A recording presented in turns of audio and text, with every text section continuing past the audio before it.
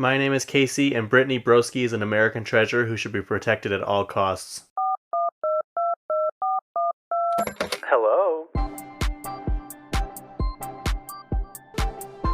You're currently on the phone with Kacey K.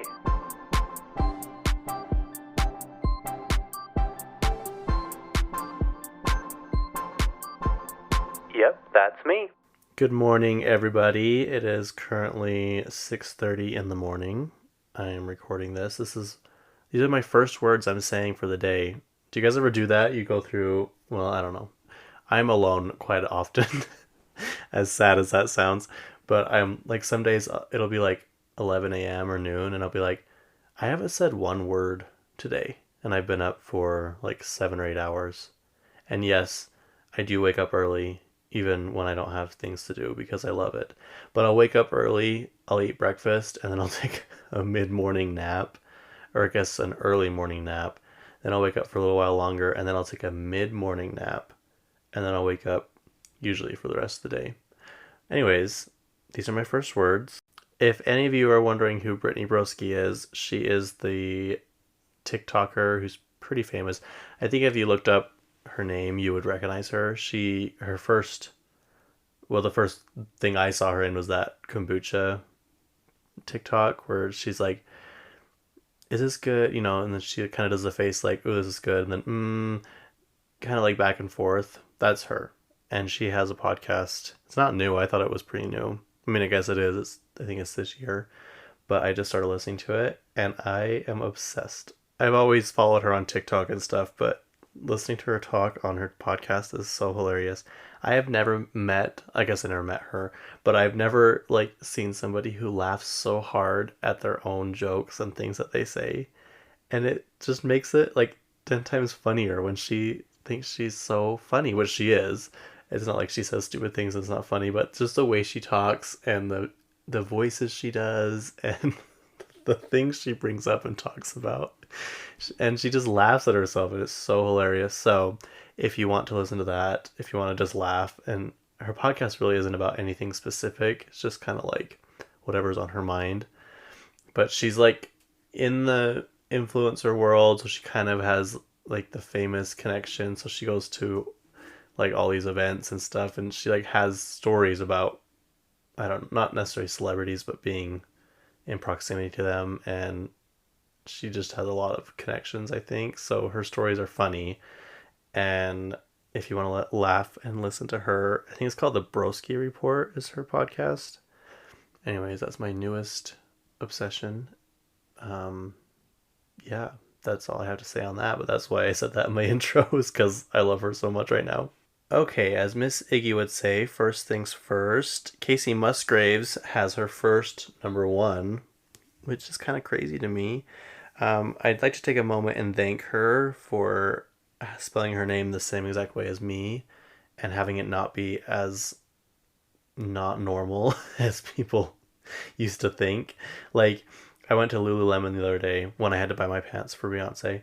And the girl's like, how do you spell your name? Because they write it on the door or whatever. And I usually just say Casey. Like, I'm not one of those people that get so offended if someone spells my name wrong. Like, who cares? Get over yourself. So she's like, is it, and then sometimes people will ask me, is it with a K or a C? And sometimes I'll just spell it out for them. Sometimes I'll just be like K, and they'll be like K-A, and then they'll like look at me, and I'm like, C. They're like, oh, so it's with a K and a C. Anyways, the girl at Lululemon spelled my name right without even like having to ask me. I came out of the changing room and I looked back and it was Kacey. I'm like, wow, my name is becoming so much more popular. I feel like the most common spelling is Casey and or Kasey, which I don't know. I feel like my name makes more sense than those other two. I digress. She has her first number one with Zach Bryan, who sorry to this man, I had no idea existed until this song came out. I remember everything. The song's pretty good. I've only listened to it a couple times, but I guess it went right to number one, which is great. He is coming to Utah apparently, to the Delta Center. He sold out a couple nights, but he also just got arrested in Oklahoma. I think it was for speeding, but he he, I don't know. They say he got pulled over twice, but that's not true. He got pulled over once. He's kind of mouthy with the cop. Whatever, got a ticket. Then the next day, he was driving, and his security guard, who was following him in a car behind him, or truck or whatever, got pulled over, and so he pulled over and was just waiting. And he's like, after like 15 minutes, he got out of his truck to see what was going on. And the cop's like, get back in your vehicle. And anyways, he just got mouthy with him and he ended up getting arrested. But he came out with this video apologizing for it. Um, Apparently, his girlfriend is Brianna Chicken Fry, which I don't know if that's her real name. Uh, I don't really know much about her. I think she's a podcaster too, an influencer. Um, yeah, that's I don't know much about him, but I'm very happy for Kacey. I don't think that song should have been her first number one, but you know, we start somewhere. Yeah, that that's that. The second thing I have is Roar by Katy Perry and Cruel Summer both hit 1 billion streams on Spotify. So congratulations to our two pop queens, our music royalties. I feel like Roar was the biggest thing to happen in 2013. Well, one of them. There's a lot that happened in 2013, but Roar was like the song, the like number one. Everybody knew it. Everybody was listening to it, and it's good. I didn't hate it. I never hated it, but it really wasn't my favorite until like maybe 5 years ago, and then I became like way obsessed with it. I'm like, this song's so good. The music video's good. Everything's good. That's the shirt I bought when I went to see her in Las Vegas for the first time. It's like this cartoonish look. When she's like in the jungle, she's like swinging on a vine, and her bra is like the cheetah print or whatever. I love that shirt. And I'm going again to Katy Perry, so stay tuned for that in a couple months. I feel like the Billions Club. So there's a playlist on Spotify. It's called the Billions something. Maybe I should maybe I should do my research before I just start spouting off information. Yeah, it's called the Billions Club, and I feel like it used to be really kind of awesome and like unique and not very like not a lot of people were in it, but now there's like 400 something songs and 464 songs, and going through some of them makes me extremely angry. But oh well, we all like different things, so I guess it's a good thing there's songs on there for everybody. But it's getting to the point now where there's so many songs, it's not as cool or prestigious to be on there anymore. It's still really cool, and that's amazing if you can get 1 billion streams on one song. But I don't know. I feel like when I looked at it, I was expecting there to be like maybe 50 songs. And who knows, maybe a couple years ago that's how it was. But now that streaming's gotten so much bigger, and it's like the number one thing people do. Maybe it's just like the new norm. But oh well. Speaking of music, I didn't write this down. I wanted to, but I forgot to write it down. I just remembered it. Cardi B and Meg The Stallion released a song called Bongos. Um, I personally think they should not have done this. There's no way you'll ever top WAP. That I just feel like the timing of that song, it was like in during COVID. It was like when like Taylor released Folklore, like just that time, and it was like just kind of shocking. And the song's good. The song's bad if you if you like know what it is, but I don't know. I just feel like it should have been like a one and done thing. This song's okay. I don't love it. I probably won't listen to it anymore. Who knows? Maybe it'll grow on me. I doubt it. But my personal opinion, they should have just stayed with WAP and left it at that. But I am just a lowly peasant and I don't know much about the music industry. So maybe they have something different on their minds that I don't know about. Let's see. The next thing is the morning show with Reese Witherspoon and Jennifer Aniston, who Jennifer Aniston I just found out is Greek. I didn't know that. A fellow Greek goddess, just like myself. I didn't know she was Greek. Her dad is supposedly full Greek, I want to say, and her mom is part Greek. But that's cool. I found that out because of an episode of Only Murders in the Building. I can't remember which one it was. It was season 2, Uh, and Martin Short's character says something about how he could portray a Greek goddess like Jennifer Aniston. So I googled it, and it's true. Anyways, the morning show comes out I think Wednesday the 13th. I think it's its third season, fourth season, maybe. I need to keep watching that. I like the show a lot, but I kind of do this thing where I don't watch shows to end, and especially if I'm not sure if a show's going to keep going, like if they're not going to pick it up again. I just don't like things to be over, and I don't know if that's some kind of thing I should work out in therapy. I'm not in therapy, but I don't, if that's a thing that people do, I just don't like things to be over, and it makes me sad. So I just if I stop reading a book, if I stop watching a show, it can never be over. It's always going to need to be finished, and as long as I don't finish it, it's not going to be done. Yeah, so that's that. I also don't think I talked about the Beyonce concert last time. Um, if I did, I'm sorry that I'm repeating myself, but they say she's like the best performer ever, which I, yeah, I was pretty blown away. Like her voice is insane. Like she just belted out songs the entire night. Like her voice is fantastic. Not that I thought it wasn't, and I thought she was gonna be a bad performer, but like she spent money on that. Like the visual effects were in like triple 4K, if that's even a thing. Like she had robots on stage, a horse. She had like a truck, like a tank or something, like, and she rode on it on the stage. I'm like, geez, you did not spare any expenses on this. I will say the stage was kind of wasted. Like there's a circle part when you come out, and I don't even know if she went on that. She went straight. Like there was a part that goes straight through the stage and then, or through the circle, I mean, and then around. And I don't think she ever went on the circle part. I'm like, that's kind of a waste. You could have had more seats. But that's Club Renaissance inside that circle. So that's like VIP people. I saw my friend in there actually. He was in the Club Renaissance. I saw him on the TV a couple times. But I sadly cannot afford to live like that right now, at least. Maybe someday I'll be able to. Let's get back to the concert. It was great. It was actually like one of those nights that worked out perfectly. We stayed at the Excalibur, which I, shockingly enough, would stay at again. It was like $25 a night.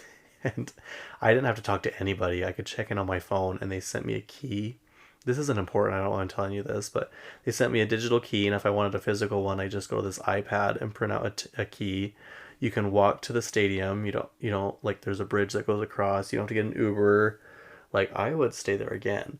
Anyways, like it turned out that a bunch of our friends were going, and so we all kind of just hung out and pre-gamed at the room before, and then walked over. We got our merch. There's no line for merch. I went to two different merch lines, no line at all. Nothing like the Taylor Swift concerts. Those merch lines are absolutely insane, and I swear they only make one blue crew neck sweater per show for Taylor Swift. That's the only thing I want. Um, we sit down in our seats, and the show starts. Like it was perfect timing, perfect everything. Everyone was having a good time. Uh, yeah, we were all in our silver, and I bought new black pants, which I didn't need to, but I did anyways. The concert was great. If you are ever wondering what it's like to go to a Beyonce concert, I would definitely go. I wish I knew more of the songs. I didn't know as many, but I'd go again. I'd do it again. Yeah. Let's see, Joe Jonas and Sophie Turner. We talked about this last time towards the end, and it is official. They are getting divorced. They both posted like a joint statement on Instagram saying that they're splitting up. So Maddie Murphy, the queen of podcasting, my favorite podcaster. This podcast has become a podcast telling you to listen to other podcasts, apparently.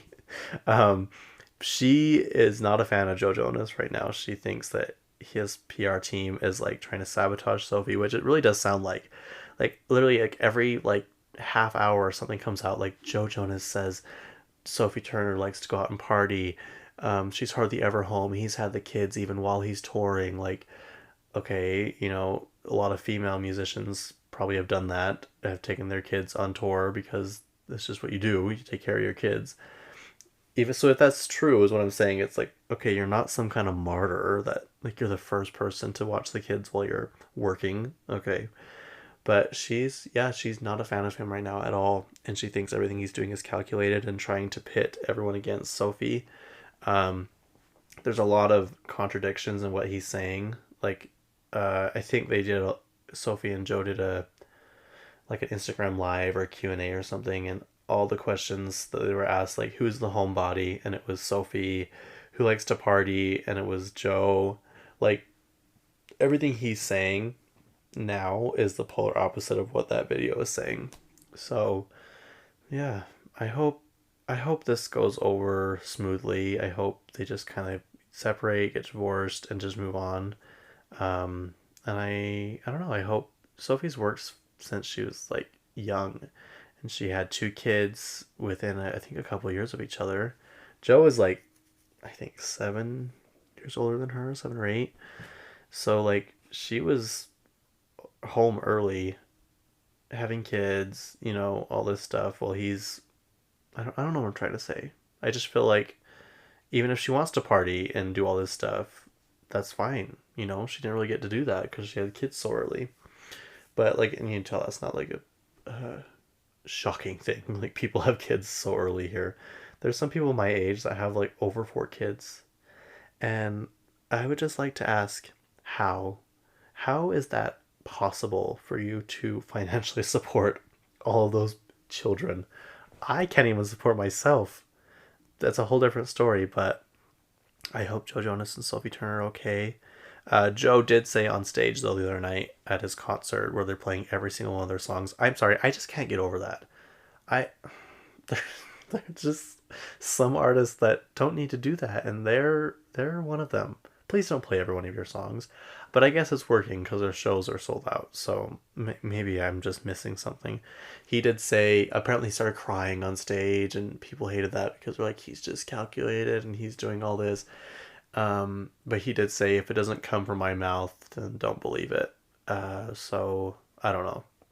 I thought, oh wow, he's such a great guy. But then I looked at Maddie Murphy's story. She's like, liar. I don't believe it. Like, boo. This sucks. So I don't know. We'll keep an eye on this little situation going forward. But as for right now, yeah, we don't know much. But they are getting divorced. So Olivia Rodrigo's new album Guts just released on Friday, and it's very good. I will say. It is very rock-ish, early 2000s ish, I would say, late 90s.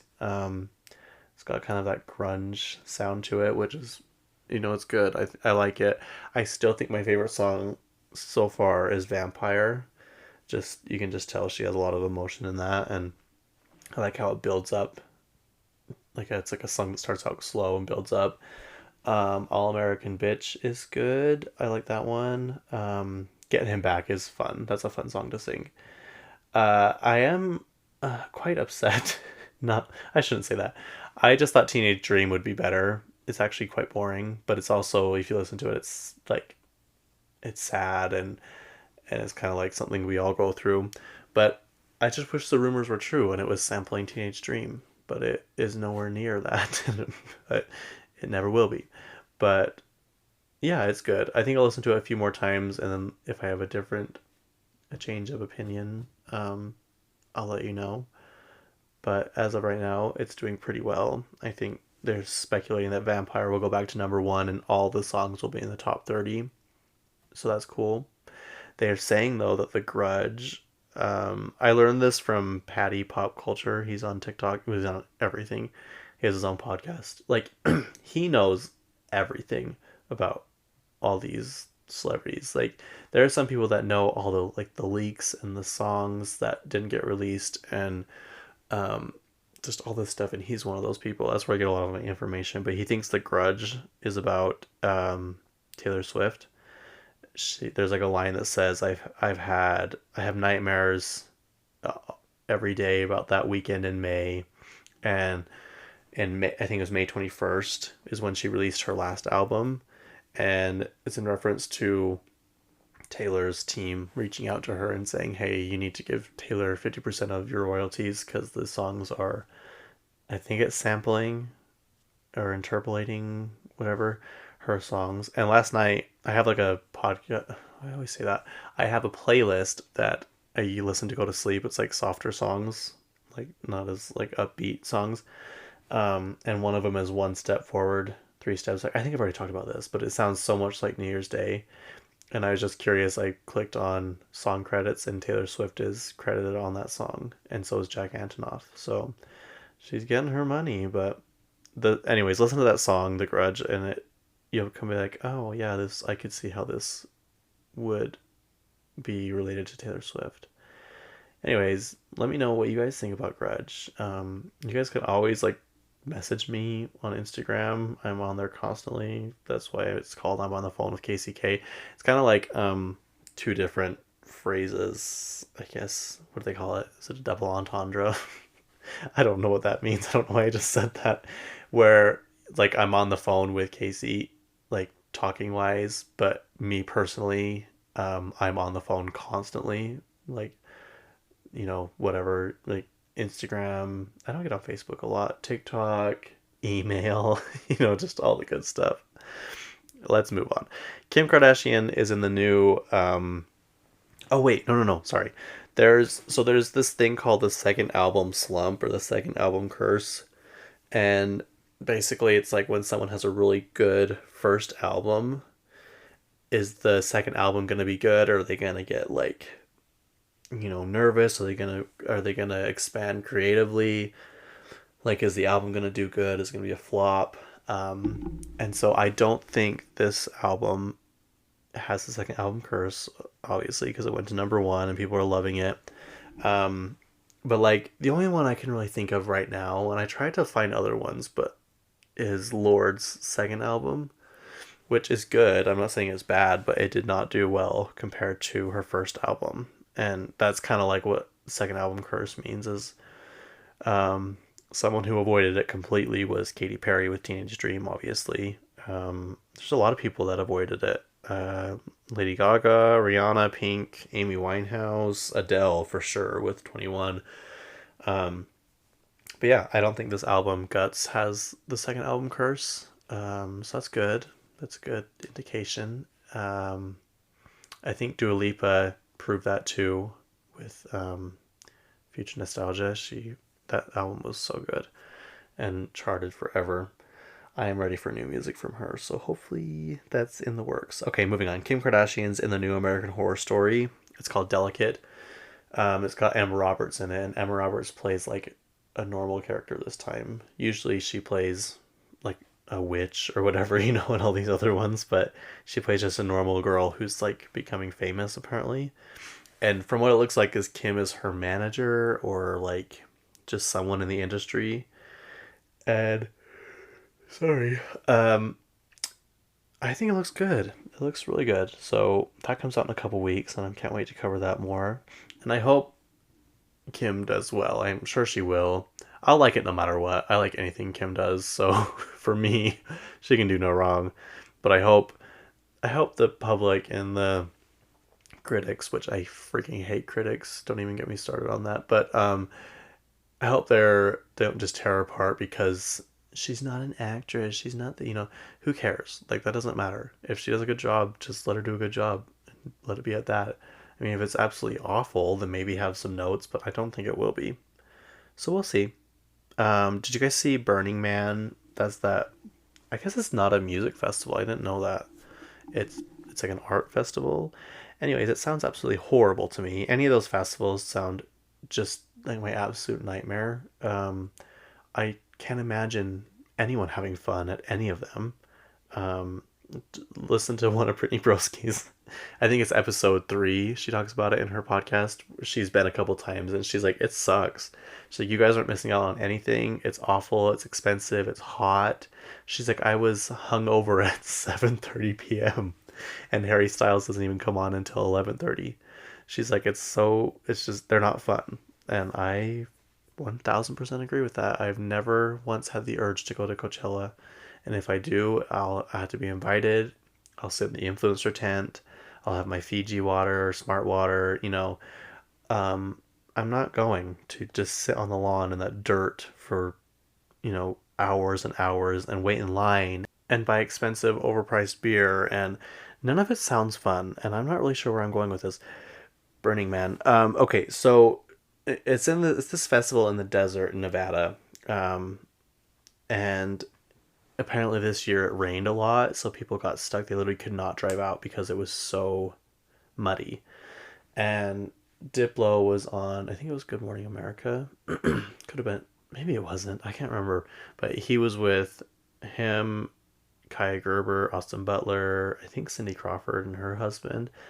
Like, I don't. That's just a weird group of people. I just can't imagine Cindy Crawford at Burning Man. Maybe I'm thinking that wrong, but I know for sure Kaya Gerber was there and Austin Butler. Austin Butler makes sense. Him being there, it just sounds like kind of his thing. He used to be like the king of Coachella. Him and what's her name, Vanessa Hudgens. They were like the cool kids at Coachella. But back to Burning Man, they ended up walking out. Like they walked for like 3 or 4 hours, they said, and finally they found someone that would take them into town or something. I can't remember. And then they paid a guy $1,000 to drive them to the airport, and they flew to Vegas. But like people were stuck there for a long time, and like I saw a video, and there's still cars left out there that are like stuck in the mud or like ruined. One of them was like half on fire, and it wasn't on fire then, but it like started on fire. I just none of it sounds fun. They showed an aerial view of the camp, and I'm like, that looks miserable. Like I feel for all of you that you think that looks fun. If any of you have like a positive experience about these festivals, please let me know. I don't I don't think I'll ever change my mind on that. Someone asked me once to go to Burning Man, and I just said, "Do you know who I am?" That sounds horrible. That sounds awful. I Please don't ask me that again. I don't want to go. I said before I'll go. I won't go to Burning Man ever. So don't ever ask me to go to Burning Man. Coachella maybe if I have a tent, if I have like a fan, water, um, a good spot. If I can have a chair to sit and watch my favorite artist. Yeah, but most of the artists that go there I don't care for. I'm just rambling at this point. Let's see. Ed Sheeran concert his canceled.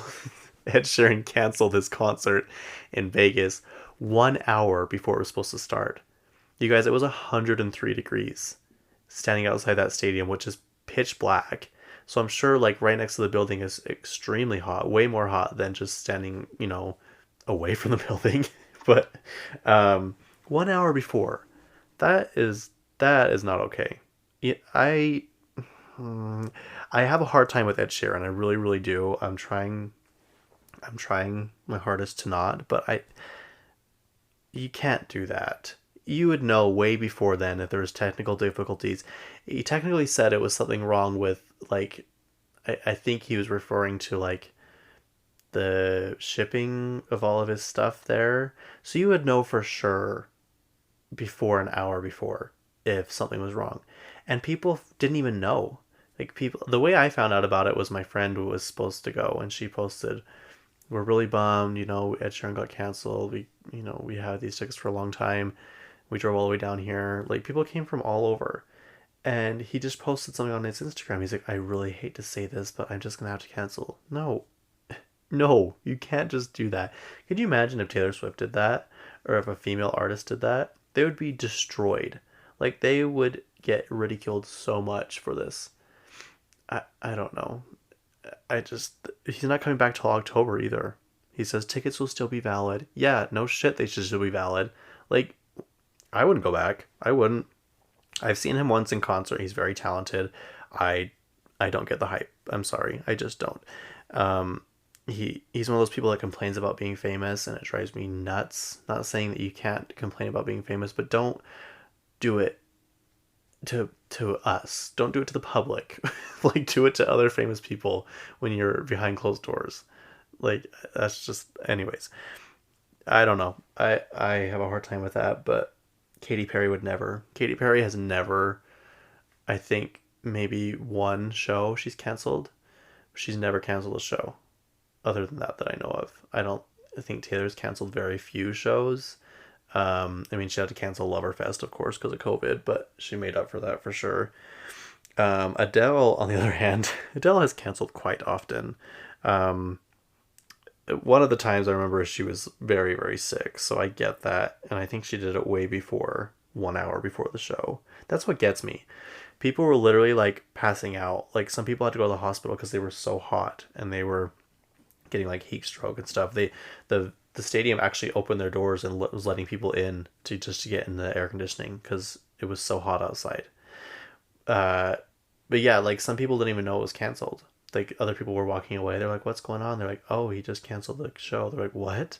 Like we didn't even know. Like, could you imagine being those poor people that had to work like taking tickets or like security or whatever? Like people were probably so mad at them, and it's not their fault. I don't know. I just it bugs me so much. Okay, Chris Evans got married to his girlfriend Alba Baptista. Um, I kind of knew he was dating somebody. I didn't really know who it was. I'm not sure who she is. I don't know if she's an actress or just, a regular old gal like us. But yeah, apparently it was at his house or somewhere, close to his house in Boston. A lot of the Marvel cast was there, so that's good. You know, I'm happy for them if that's what they want to be married. I don't know what I'm trying to say, but Chris Evans is reportedly married. Um, what else do I have? Kourtney Kardashian had to have fetal surgery. Not sure what that means, but I think Blink 182 was in Europe, and I don't know if they canceled the show or if they just said Travis Barker will not be there because of a family emergency and he flew home to be by Courtney's side. She Courtney posted a post after that saying, "I'm grateful to all the doctors who helped save my baby. As someone who's had three really easy pregnancies, this is hard to have this one be so difficult or have so many issues." So apparently the baby's fine. They had to do some kind of surgery. Hopefully everything goes well. Madison Beer has a new album coming out on Friday, the 15th. I'm pretty excited about that. I like her. She's pretty consistent. She always has like really good, at least 3 or 4 songs on each album that I really, really enjoy. She's always on top whatever of my Spotify, not like top 5, but top, I don't know, 20 probably. So that's gonna be fun. Todd and Julie Chrisley from Chrisley Knows Best. They're that rich Southern family. They went to prison earlier this year for tax fraud or something, like $30 million of tax fraud. I don't know why I keep saying it like I'm unsure. It's because I am unsure. I don't know how to phrase that. But they went to prison. They were supposed to go for 19 years combined. Todd was supposed to go for 12 and Julie was supposed to go for 7. And apparently that's been reduced. Todd's is now 10 and Julie's is 5. And apparently in November they can get it dropped even more. So, I mean, we're not surprised. Celebrities get released early all the time.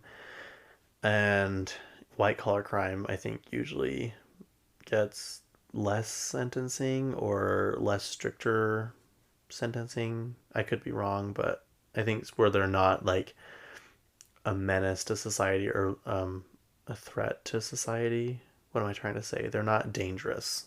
They're just, liars. They get let out earlier. Someone Google that for me and send it to me. If that's not true, I will redact my statement next week. Let's end with Kylie and Timothy, my favorite couple of all time. They were seen again at the US Open in New York, and they were just sitting there watching the game. Laverne Cox was in front of them. They're just sitting there being famous and rich, and Kylie had her hand on his like shoulder and was rubbing her long nails through his hair, and they just seem so cute. I just love this. I can't wait. I hope she goes to his red carpets for his movies. Like, can you imagine her at the Dune red carpet? Oh my gosh, she would kill it. Dune and Wonka, of course. Like, I can't wait. I love this, and I will be devastated if this doesn't work out. And I feel like maybe it won't, but I don't want to put that in the universe. just know it'll be a very, very, very hard day for me if they ever break up. I've never been this like obsessed with a couple before. But yeah, what a good what a good topic to end on. Love, young love. Um, I think they're just a few years younger than me, but still, we're still youthful. Oh well. Thank you for listening, everybody. I realize I never plug any of my stuff on Instagram. First of all, let's get this straight. Every Monday is when this podcast will be released. So just that's for sure, unless I say otherwise. Um, I'm working on getting an Instagram page and like all that kind of stuff just for this podcast. So stay tuned for that. But in the meantime, you can follow me on Instagram at Kacey K, Kacey underscore K. There's a girl in, she looks European to me. Like her pictures look like she's on a beach in some European country. I don't know where, but she hasn't posted since 2012. And I check constantly because her username is Kacey K, no underscore. It's just Kacey K. That's what I want. I want so badly. I've messaged her. I messaged the three people she's following. None of them have responded, and it's like after a while, the account is supposed to get deleted, and it's been over 10 years.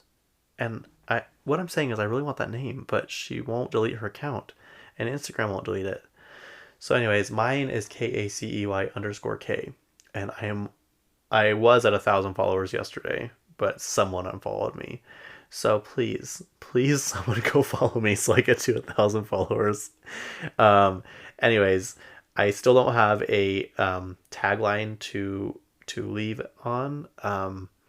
If you guys have any ideas, let me know. If you guys just want to talk, please message me. I'm very lonely, but yeah, have a great day. XOXO. Bye.